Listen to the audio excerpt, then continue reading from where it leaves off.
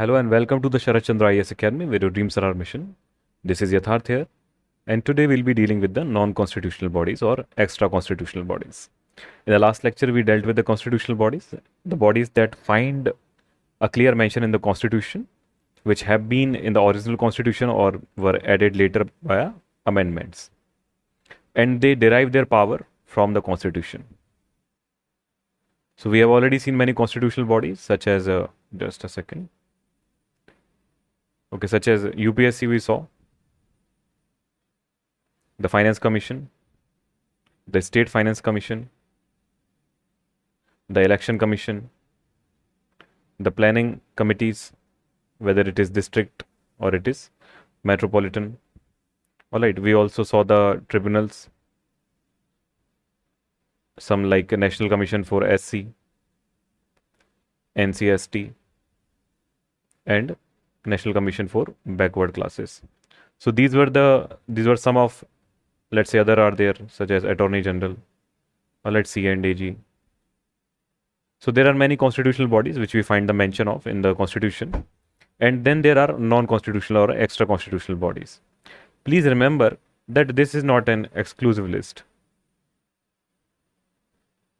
Alright, such as let's say Supreme Courts. So Supreme Court is a body.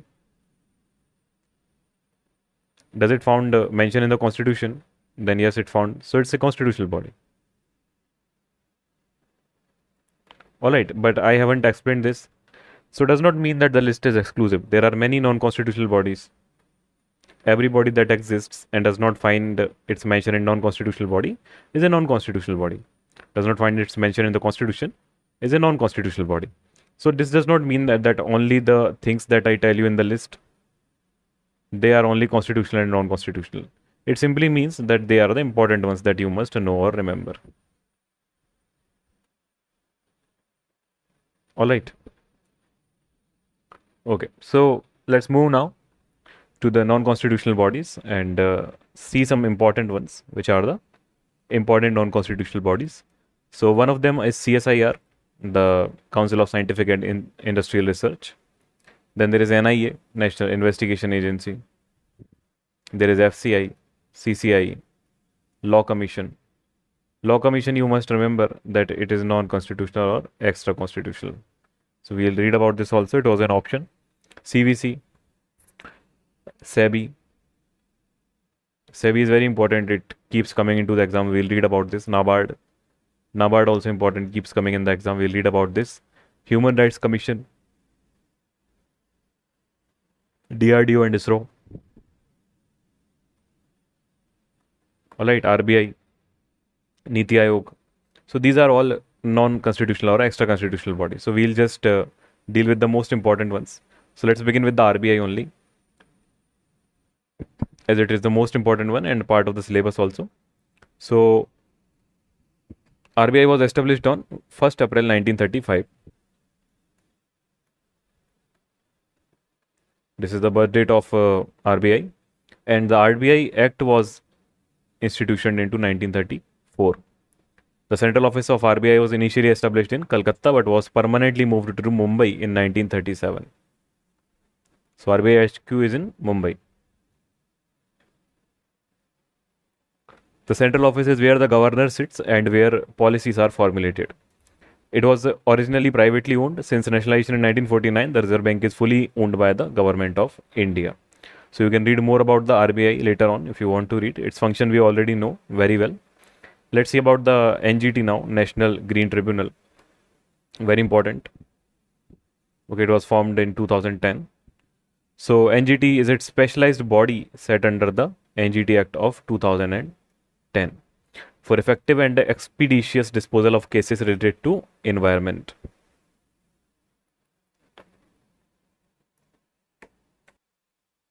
And conservation of forest and other natural resources. So one thing you remember that with the establishment of NGT, India became the third country in the world to set up a specialized environment tribunal. Only two others are Australia and New Zealand. In Australia, the Great Barrier Reef is very important. You can read about this. Okay, further moving on. NGT is mandated to make disposal of applications or appeals finally within 6 months. So this also must remember, it has 5 places of sitting. New Delhi is the main branch. Other are Pune, Kolkata, Chennai, as well as Bhopal. So this is about NGT in brief. Let's see about the CBI. CBI was very much in news, so we'll cover that as well. So when we talk about the CBI, CBI is Central Bureau of Investigation. So it's the top investigation police agency in India. Alright, it provides assistance to CVC, which is Central Vigilance Commission, as well as the Lokpal. So both of these are also non-constitutional bodies.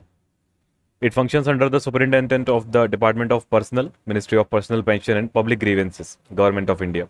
So CBI does not come under Home Ministry. This is the first thing you must know. It does not come under the Home Ministry. Just a second. So it comes under the Ministry of Department of Personnel, Pension and Public Grievances.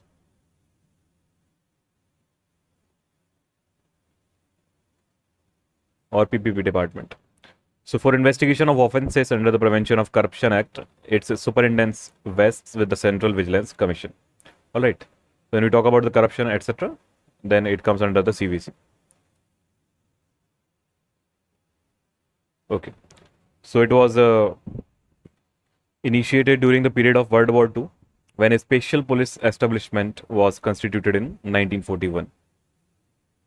During the British period, in the Department of War of the British India to inquire into allegations of bribery and corruption in the war-related procurements.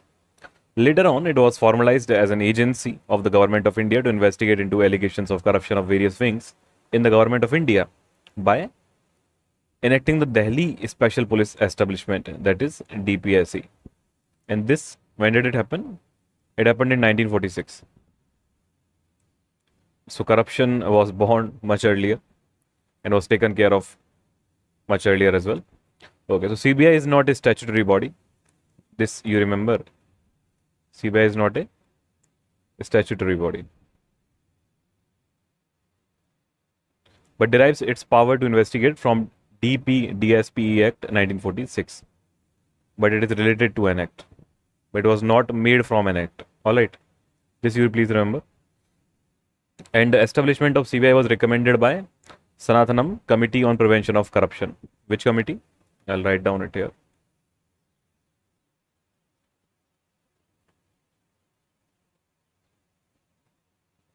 Sanathanam Committee. Alright. Now let's come to another non-constitutional body, CSIR, Council of Scientific and Industrial Research. Okay, so it's top research and development organization of India. We'll also see about DRDO. It is related to defense. Alright. So CSIR has a pan-India presence and is dynamic network of 37 national laboratories, 39 outreach centers and 3 innovative complex and 5 units. But what we need to know, it was established in 1942. Headquarters is in New Delhi. And CSIR is funded by the Ministry of Science and Technology. It operates as an autonomous body through the Societies Registration Act 1860. Societies Registration Act 1860.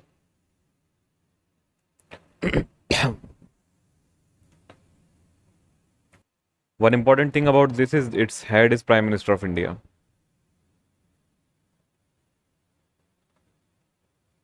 So PM of India is naturally the PM of CSIR also. Now let's quickly see the Lokpal and Lok Ayukt. They are also very important.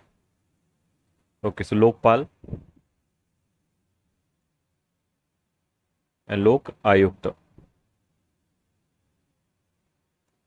So they originate from one Bill Act 2013.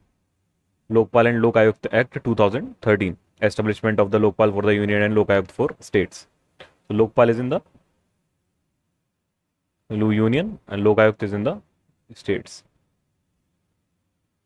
These institutions are statutory bodies without any constitutional status because they have come from an act. So they perform the function of an ombudsman and inquire into allegations of corruption against certain public functionaries and for related matters. So basically they are against the corruption. You must have remembered the Anna Hazare protest. But they started way before that.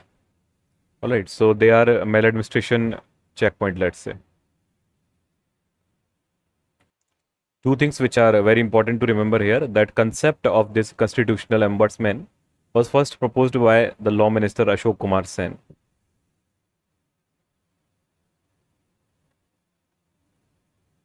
And this was in 1960s.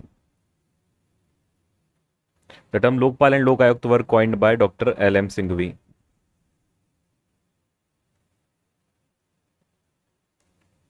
Alright, so this you remember. And these were first recommended in 1966. The formation of Lok Ayukt and Lokpal. Now let's see about the next organization, DRDO. We'll see this very quickly. So defense, the research and development is related to the defense or for any defense organization, which is, let's say, Navy, Army, and Air Force. It was established in 1958. You can arrange these chronologically, such as, let's say, RBI, DRDO, when they were established. Okay. And it was established by combining the technical development establishment TDEs of Indian Army and the Directorate of Technical Development and Production DTDP with the Defense Science Organization DSO. Alright. So this works in research for the defense organizations. Major developments are like missiles, armaments, light combat aircraft, LCA Tejas, radars, electronic warfare system. Alright. And it was a brainchild of Dr. APJ Abdul Kalam.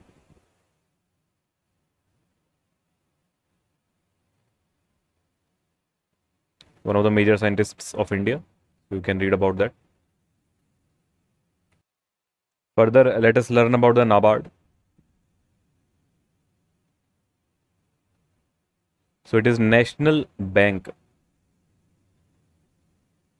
for Agriculture and Rural Development. Agriculture as well as rural development.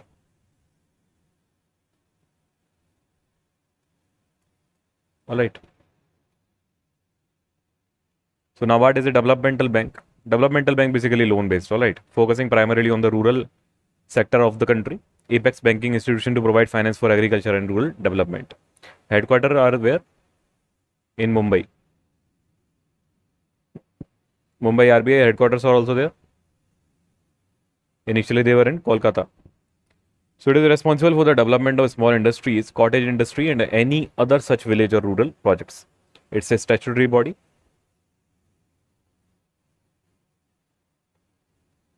It's a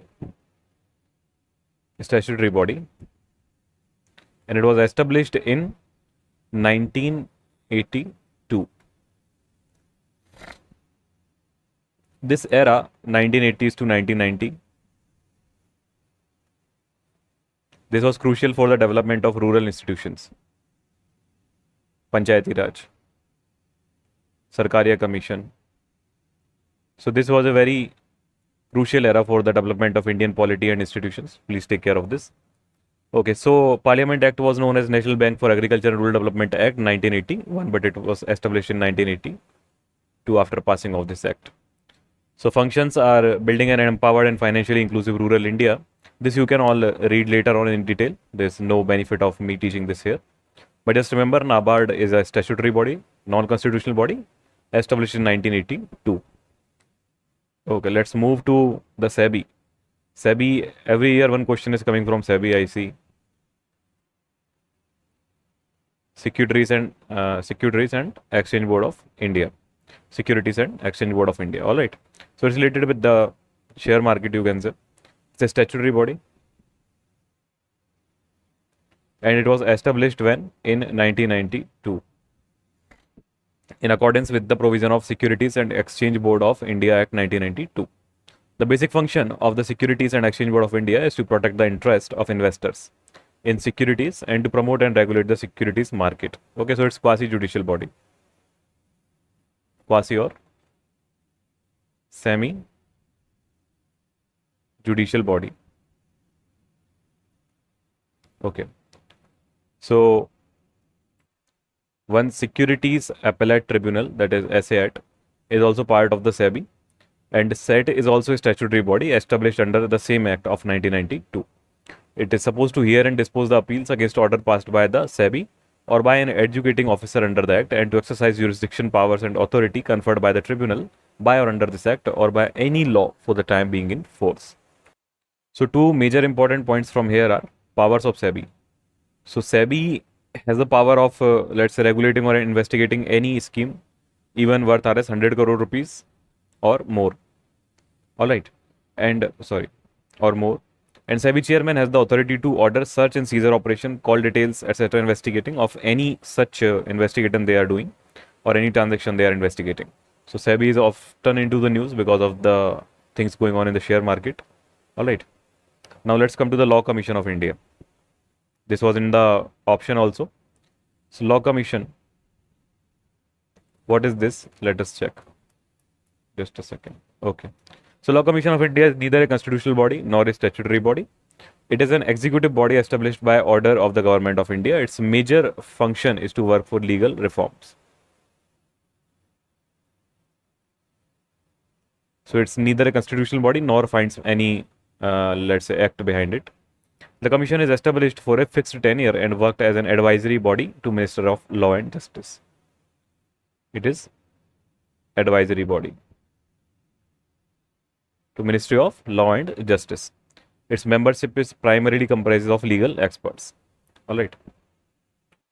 Okay, now let's see the Competition Commission of India, that is CCI. So Competition Commission of India is statutory body. All right. So there is an act backing it. Which act? The Competition Act of 2002. And it was duly constituted in March 2009. The Monopolies and Restrictive Trade Practices Act 1969, that is MRTP Act, was repealed and replaced by the Competition Act of 2002 on recommendations of Raghavan Committee. So Raghavan Committee is related to CCI. Raghavan Committee. All right, please remember this. These are the points which can be asked in exam and often skipped by us. So what is this CCI? What is the Competition Act in CCI? So as you may know, India is basically semi-capitalistic industry or trade market, not even completely free trade market. So to endorse the healthy competition between various different trades and to keep the health of economy viable, so we need a competition commission so that they can see what is reducing the trade equality in India. All right. So what practices, what laws, what rules, they are against the competition. So this is the major work of the Competition Commission of India. So it protects the interest of consumers and ensure freedom of trade in markets of India. Also, its objectives are consumer welfare, fair and healthy competition in economic activities, implementation of competition policies, etc. So now there is one news much going in August 2023 that government has banned the import of laptops from external countries, other countries. On the same time, Jio has released its own laptop. Okay, so this is not a part of healthy competition. Okay, so this is some examples you can refer to. All right, now let's come to the other one. So next is National Human Rights Commission, that is NHRC. So NHRC, it was established on 12th October 1993. And it's an statutory body. All right. Which act? The Protection of Human Rights Act 1993. Protection of Human Rights Act 1993. And it was later amended in 2006. But this was established in 1993. This do you remember? Okay. So It was established in conformity with the Paris Principle. Paris Principles. This you please remember. Important point. Okay. One more important point to remember is that Human Rights Day is observed every year on 10th December. Why it is celebrated on 10th December? Because Universal Declaration on Human Rights, UDHR, this was adopted by the UNGA, United Nations General Assembly, in Paris on 10th December 1948. So this you please remember. All right, let's move on to the next one, which is the ISRO. We'll cover it very simply. So ISRO is Space Agency under Department of Science of Government of India. It's not Science and Technology, Department of Science. Headquarters in city of Bengaluru, Karnataka. ISRO headquarters in Bengaluru, in Karnataka. Okay, and it came into being under Dr. Vikram Sarabhai in 1960s. Vikram lander, you must have heard. Vikram Sarabhai in 1960s. Let's quickly see about the next one, which is Niti Aayog.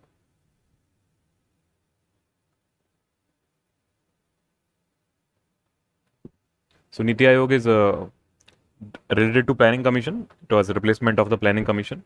So Niti Aayog was made in 2015, constituted in 2015. It replaced the Planning Commission, and its emphasis on the bottom-up approach. Bottom-up approach. All right. So the chairperson is who? Of the Niti Aayog. The chairperson is the Prime Minister, not the Finance Minister. Please remember this. Okay. Vice Chairman is appointed by the Prime Minister. Then there was Governing Council, Regional Council, Chief Executive Officer, special invitees. You can read about the Niti Aayog in detail.